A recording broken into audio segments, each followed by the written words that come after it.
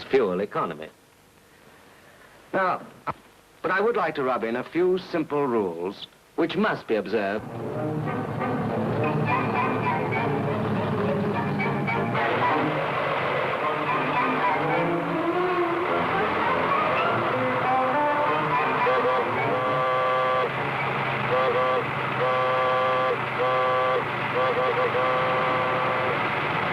What's it this time? Another old lady in a bar chair?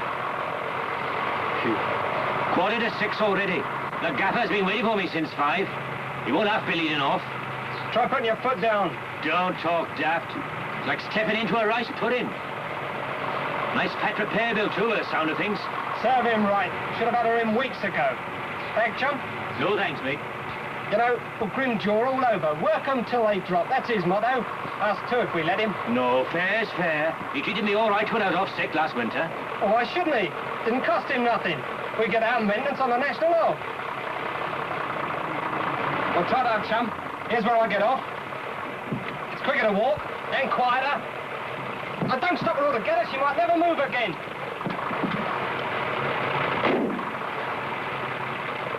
Want a shove, mate? Ah, go to hell. Oi, give my personal regards to old Grimshaw. If you ever get there.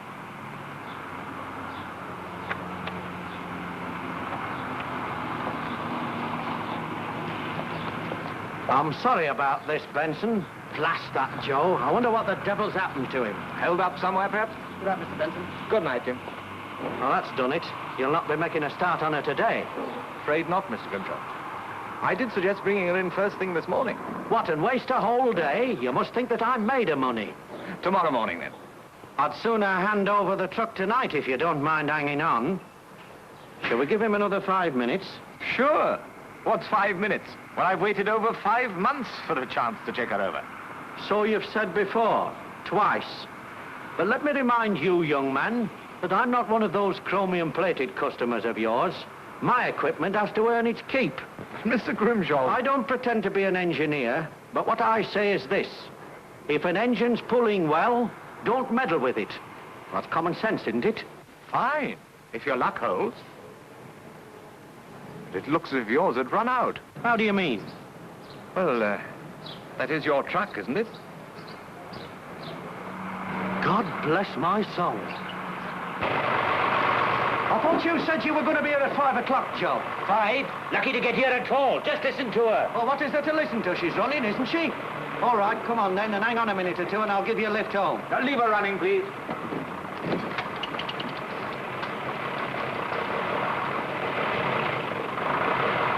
Well, she's all yours, Benson. When'll she be ready? Tomorrow noon? Afraid not, Mr. Grimshaw. Why not? Sounds to me like an overhaul. Overhaul? But you needed was a bit of a checkup. Ah, that was before I saw her tonight. She's a lot worse than I expected from your description. If only you'd brought her in at the right time. Oh, I know all about that, but when'll she be ready? I can't possibly say till I've checked her over. If I have to draw pistons... Draw pistons? I may have to. Well, I'll phone you as soon as I know, and perhaps you'll come along. You'll want to know what you're in for. I should say I will. All right, you'll ring me then. Well, good day to you. And thank you very much for waiting.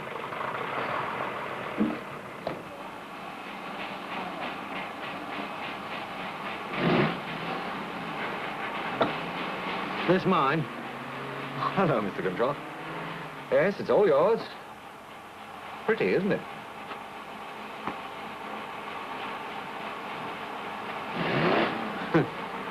So that's what happens when you buy a diesel.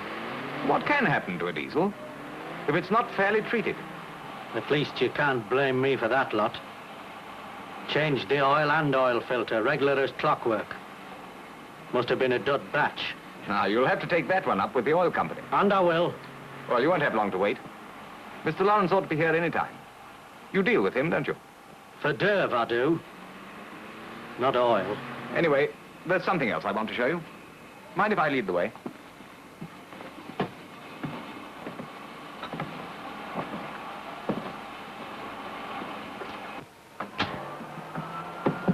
This is our pump and injector room.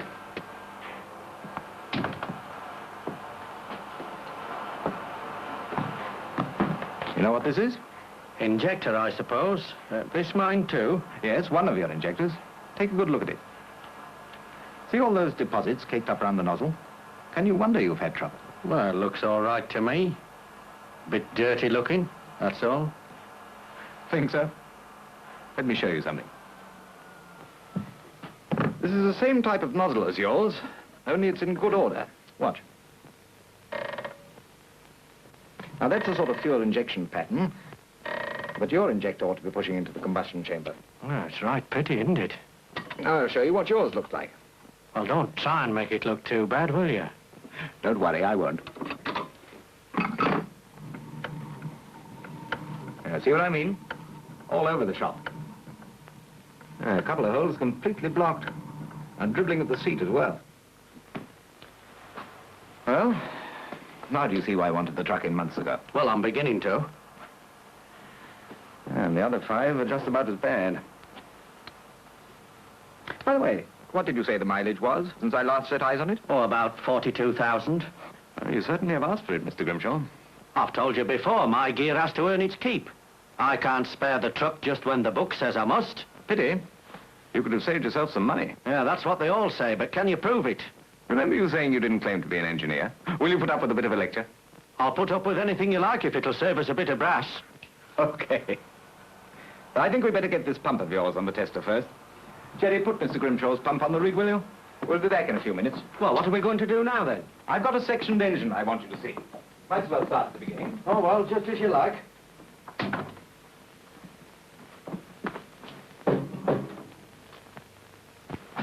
There it is. Ever see right inside the job before? Not as clearly as this, I haven't. Now, Mr. Grimshaw, what's the special thing you're buying when you buy a diesel? Nay, lad, you tell me. It's your lecture. All right, then. If this was a petrol engine, at top dead center, the piston might be about here. And all this would be the combustion space. Average sort of compression. But since it's a diesel, top dead center is right up here. Much smaller combustion space, higher compression, see? That's the first special thing you're buying. Very high compression and expansion. The thing that gives you all that power. At low revs, as well as high. So you can understand that if there's wear in the cylinder, or if these rings don't fit snug all round, the high compression will leak out. And you're chucking away the great advantage that the diesel gives you. Oh, no compression, no guts, eh? Exactly. Now, when the air gets squeezed into that small space, it gets extremely hot. Hot enough to fire the charge of fuel all by itself. So the diesel doesn't need any electric ignition, spark plug or whatnot. But that's just by the way. The next special thing you're buying is the method of getting the fuel into the cylinder. In a petrol engine, you've got a carburetor, and the gas is sucked in by a downstroke of the piston, like this. That's one thing I did know. But in the diesel, the fuel is pushed into the cylinder when the piston is at top dead center, shoved in against that terrific compression. And so you've got to have a powerful pump and a kind of nozzle.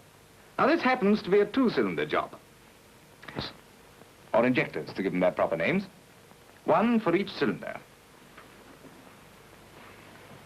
And around here are the pumps. In this case, again, one for each cylinder.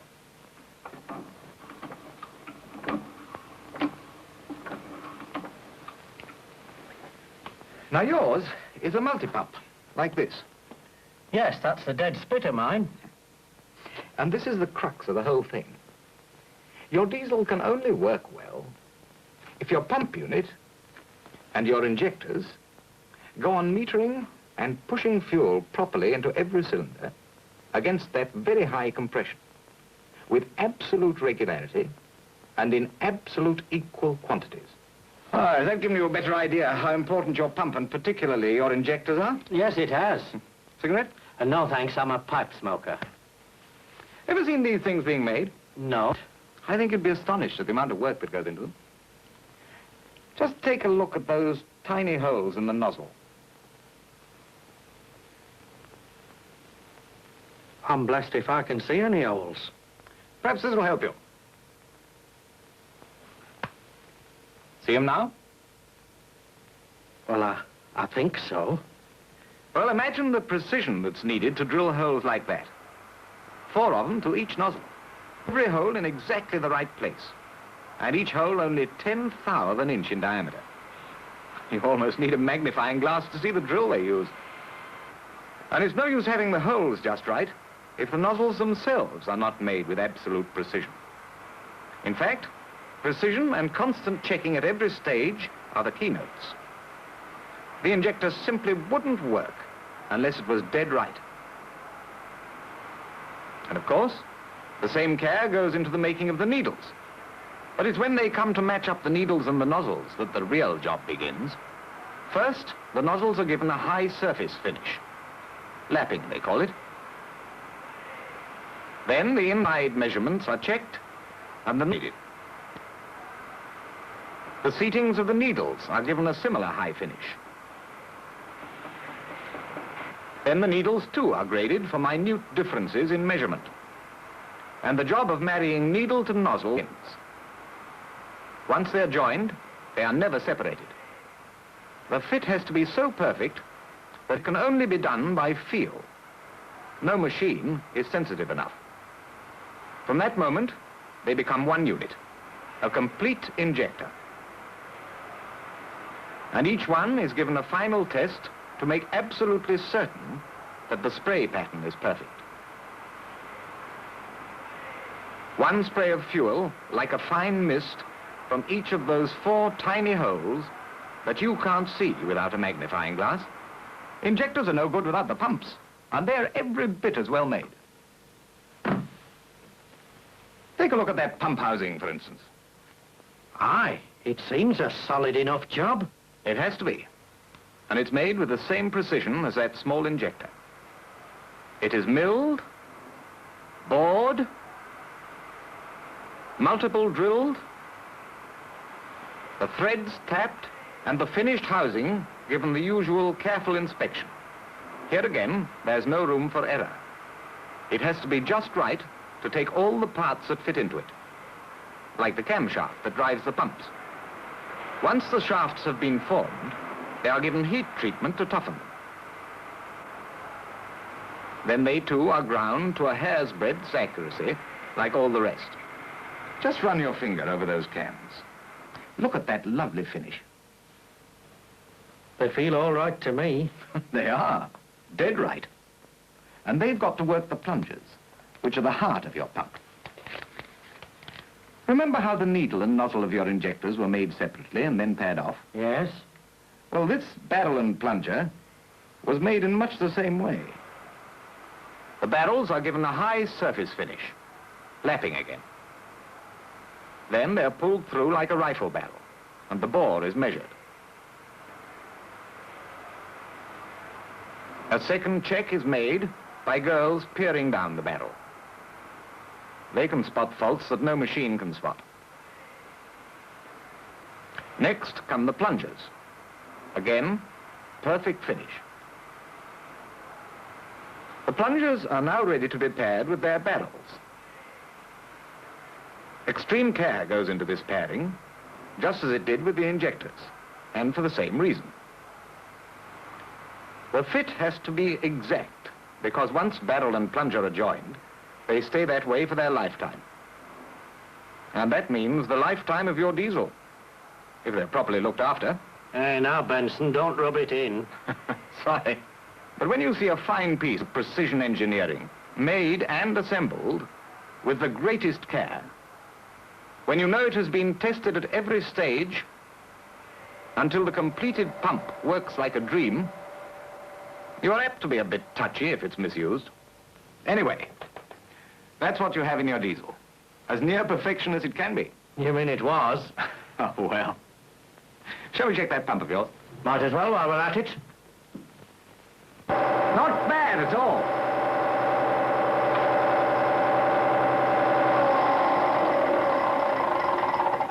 But when she came in, the starting fuel stop was in. You'd been pushing in more derv than she could burn efficiently. Still, the calibration's pretty good. You'd obviously been doing the right thing about the fuel filters. Lad, there's something I've done right. I'll tell you what happens if one of your barrels and plungers gets out of calibration for any reason. Jerry, put one out, will you?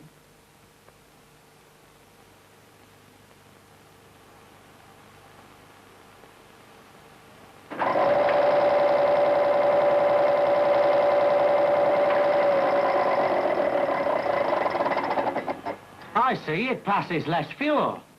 Exactly. And there's one cause of loss of power. Can happen if the surfaces get scored by grit. And they can just go slightly out of adjustment in the course of time and use. Well, it seems easy enough to adjust. I mean, why couldn't Joe fiddle around with those screws and keep the thing in proper tune for himself? He could, if you buy him one of these and had him properly taught how to use it. No, Mr. Grimshaw, I wouldn't advise it. Calibration's not as simple as it looks.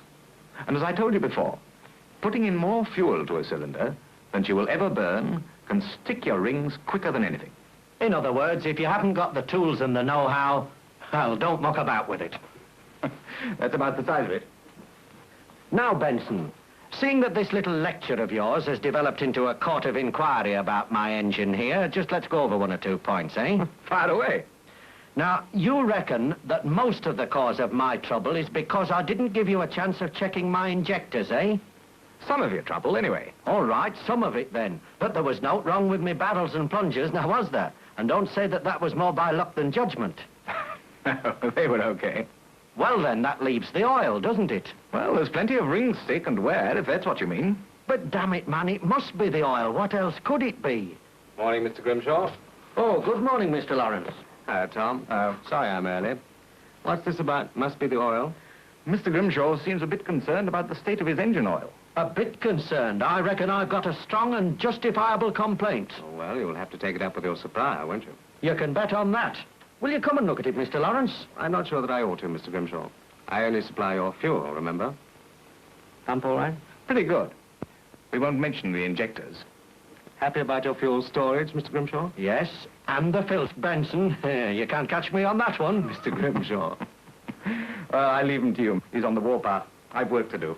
See you later, Tom. Yeah. I was only wondering if you were sludging your tank regularly. What's that got to do with my engine oil? Nothing. But it's a good thing to do, and some folks forget to do it. When was yours done last? How should I know? Can't carry every blessed detail in my head. You know, I wish I'd had this model tank of Tom's when you and I were fixing up that storage tank of yours. Let me show you.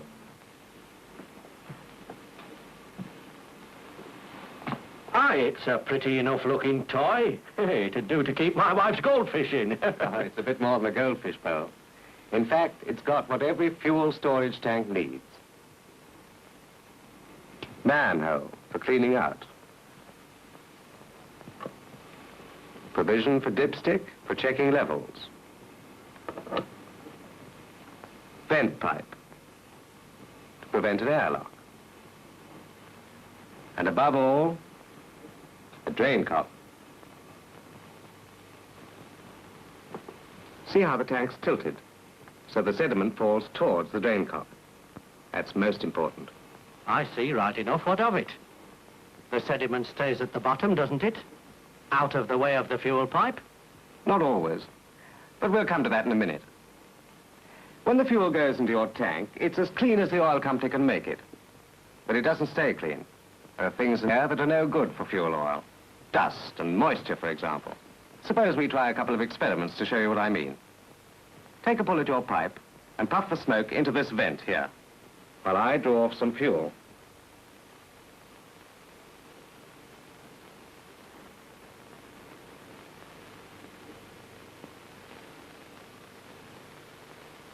Good.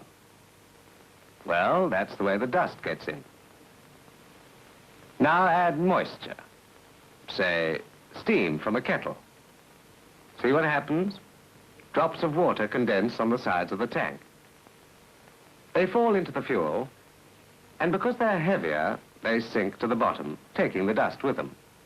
To the bottom, yes, where they can do no harm. Sure of that?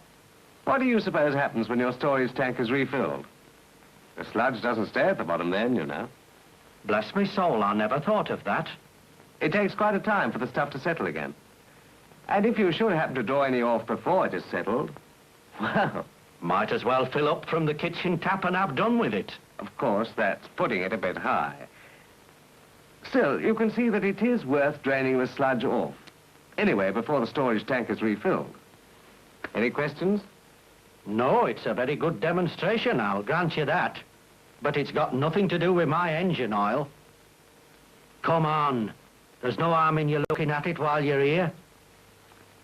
All right, then. There. Do you call that good oil? In its present state, no. I certainly would not. And that's not all. Come and look at these. Look at them. I say look at them. My word. Ring stick. Lacquer. Topland carbon. A lot. I say, you have bought a packet, haven't you? Aye. A packet of Duff stuff. That's what I bought. Tell me, Mr. Grimshaw, what sort of oil is this? What sort? Look for yourself. Here's my last delivery note. That's supposed to be good oil, isn't it? Yes, quite right. It's a good HVI mineral oil. A good one. Look what it's done to my engine. Let me finish, please. A good oil, but not for your diesel. Oh? Mr. Grimshaw, when you first came to me for your d'oeuvre, you remember we also had a chat about lube oil. Aye. I remember you giving me a very fancy line of sales talk. And you remember me telling you most particularly that for your diesel, you must use a heavy-duty oil. I don't swallow everything you technical chaps say, blinding us with science. Advertising stunts mostly. Do you really think so? Besides, I'm not a big transport outfit with an army of storekeepers, and if I stock two sorts of oil, my chap in the shops is bound to get them mixed up. But surely it should be quite easy to avoid that. Just paint the diesel filler caps a special color. You don't know my chap. Will you allow me to explain to you why I urged you to use a heavy-duty oil in this engine? Well, what's one lecture, more or less? My day's been ruined anyway. Well then, relax, and away we go. Now, very simply, the operating conditions inside an automotive diesel engine call for the use of a heavy-duty oil. An HD oil, we call it. And that's one of the things that we in the oil industry have worked hard and long to develop for you. Now, an HD oil has three main functions. It must keep your engine clean, it must minimize wear, both from corrosion and abrasion, and it must protect the bearings. Now, that may sound simple, but in fact, it calls for the devil of a lot of know-how, and for extensive testing under all kinds of conditions. The main properties concerned in cleanliness are detergency, dispersancy, and stability.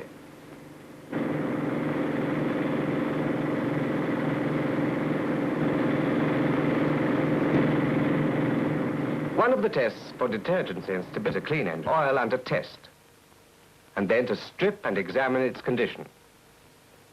We pay special attention to the piston and measure it most accurately for lacquer and other deposits. With a good HD oil, the piston comes out clean. No lacquer to speak of. No deposits in the grooves. The rating, as we say, is high.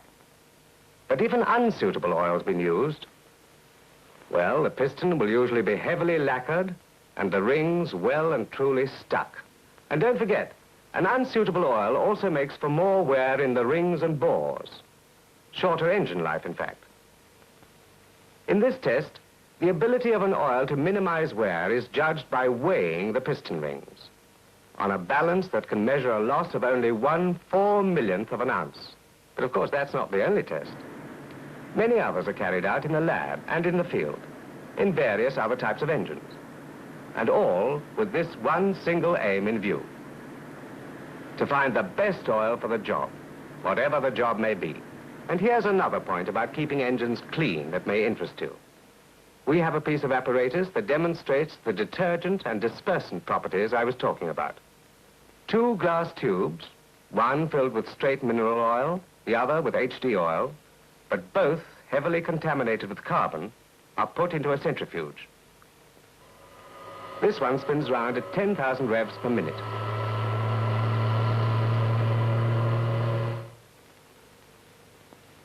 After a while, the tubes are taken out. And then you find that in one of them, all the carbon has been, so to speak, flung out of the oil to the bottom of the tube, while in the other, all the carbon is still held in suspension. Tell me, Mr. Grimshaw, which of those oils would you choose? The clean-looking one, I reckon. Well, then you'd be wrong. You see, by keeping combustion products like soot in a dispersed and harmless state, an HD oil prevents them from settling out in the engine and causing plugged scraper rings and blocked oil waves. That takes some swallowing, that does. Maybe so, but it's true all the same. And another thing, it ensures the removal of this material from the engine when the sump's drained. Then again, there's the business of protecting copper, lead, and similar types of bearings. We use special test engines that are run for long periods at high temperatures to test the stability of HD oils and their ability to protect such bearings against corrosion. When the bearings are checked and weighed at the end of the test, they're expected to be as good as new. And they are, if a suitable oil's been used. If an unsuitable oil's been used, they'll look very far from new, badly pitted, after exactly the same test. But, as you know, Mr. Grimshaw, the main wear problem is with rings and liners. Incidentally, here's a neat piece of gear that demonstrates the protection a suitable oil can give against corrosion of ferrous metal. 2 steel plates, sections cut from the same cylinder liner, are dipped in 2 different oils. One, an oil suitable for diesels, the other not. They're put into a glass cabinet, and jets of steam are played onto both of them for some minutes.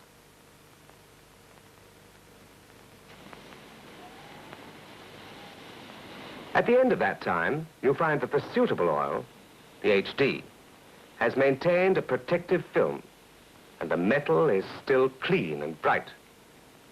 While the other, well, you can actually see how deeply the steel has been corroded. That's what must have happened to mine. Well, not quite to that extent, perhaps. Anyway, the point is that we're using every conceivable scientific means to reduce wear and to keep engines clean. Did you know that we use radioactive piston rings? After it's been irradiated, cooked in the atomic pile, the piston ring has to be fitted to the piston with special tools.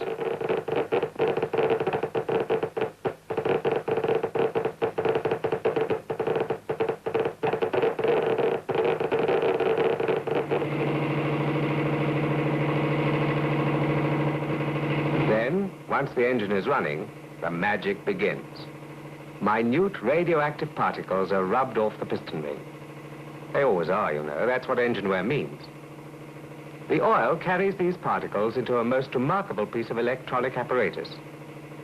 The particles may weigh as little as 1/10,000,000th of an ounce, but they give off energy, made to show up as flashes of light. These flashes are measured by a scintillation counter, totted up by a rate meter, and finally the machine presents them in the form of a graph from which you can read the rate of wear whilst the engine is actually running. And if you want to see what the right sort of additive does, you add it to the crankcase oil and watch the graph. First, a heavy wear rate. In goes the additive, and down goes the wear. And that, Mr. Grimshaw, is that. Phew. Trouble with me, I talk too much. And perhaps the trouble with me was that I didn't listen enough, eh? Well, how's the battle raging? Have you... I'm sitting on this box. You two haven't left me a leg to stand on. Never mind. To be said. I'm none so old yet that I can... You never know. I might take some notice one day. Do what is ready to collect. My gear's doing its keep.